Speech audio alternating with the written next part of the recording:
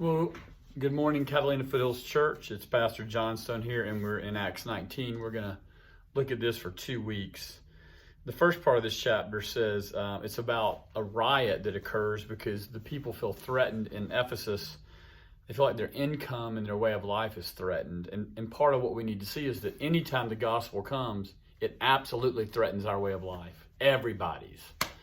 Because following Jesus is not simply becoming a whatever your cultural norm is, whether that's a cultural norm in Ephesus or America. Becoming a Christian doesn't make you a good family, American, Republican, Democrat, whatever. It makes you a Christian, which is always counterintuitive. About that time, there arose a great disturbance about the way a silversmith named Demetrius, who made silver shrines of Artemis, brought in no little business for the craftsmen. He called them together along with the workmen in the related trades and said, "Men, you know that we receive a good income from this business. And you see and hear how this fellow Paul has convinced and led astray large numbers of people here in Ephesus and in practically the whole province of Asia. He says that man-made gods are no gods at all. There's danger not only that our trade will lose its good name, but also that the temple of the great goddess Artemis will be discredited, and the goddess herself, who is worshipped throughout the province of Asia, and the world will be robbed of her divine majesty."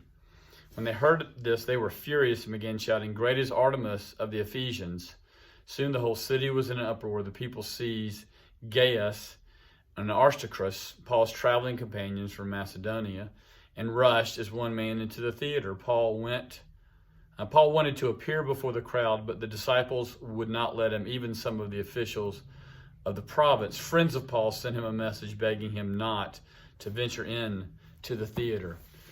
So what we see here, and it's not a big or long point, is that whenever people preach the gospel itself, and people embracing this idea that Jesus is not only the Christ, Jesus is not only the one who fulfills the whole Old Testament and is our salvation. He's not only the one who died for us and has given us his righteousness, making me whole. It's not only that he is our salvation, that he is Jesus Christ, the Lord of all. When people begin to preach this gospel of the lordship and the sovereignty of Christ over all things, it causes people to be angry. Now, it doesn't cause everybody to be angry. We see in our own passage that, for instance, even some of the officials of the province, friends of Paul, these aren't necessarily, these aren't necessarily Christians, but people who've gotten to know Paul and respect him, and they're not mad at Paul. And we'll see in the second half of the chapter that this official stands up and says, "Why are we being threatened by this man?" But we do see that the gospel itself threatens people because the gospel asks us to change all of our allegiances. Now think about this. The gospel, for instance, in the words of Jesus, asks us to change our allegiance to our family. He says to one person trying to follow him, "You need to let the dead bury their dead. You can't go bury your dead and then follow me." This person wanted to go ask his father if it was okay to follow Jesus. Not really go bury him, but go, "Dad, I won't be here to bury you. Let me take care of you and ask your permission." And Jesus says, no. If I'm who I claim to be, then my authority is bigger than his authority. And that scared him. When Jesus comes in and claims this authority, that he is the creator, that he is God, he's saying that your first allegiance, and in some ways your only allegiance, is to me. And this changes everything.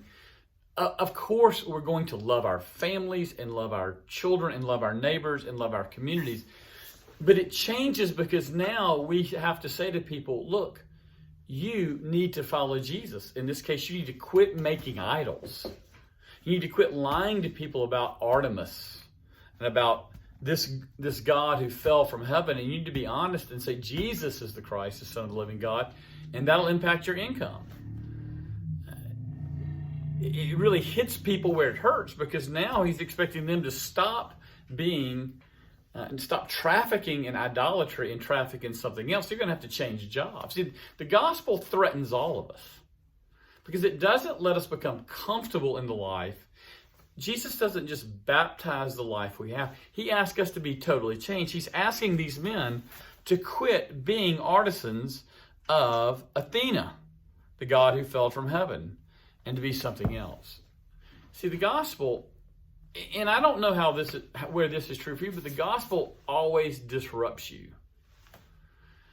And if the gospel's never disrupted you, you've probably not heard the gospel about Jesus Christ, who has come to declare that he is the first and really the only proper place for the full allegiance of our heart. And these folks, what's interesting is Artemis had heard, Demetrius had heard and realized that if Paul's right, we've got to stop worshiping Artemis. What did God ask you to stop worshiping when you came to him? What did God disrupt in your world because you believed in the gospel? Good questions for Tuesday. It's good to be with you. Look forward to being with you again this Sunday, either online or in person. Hope you have a great day.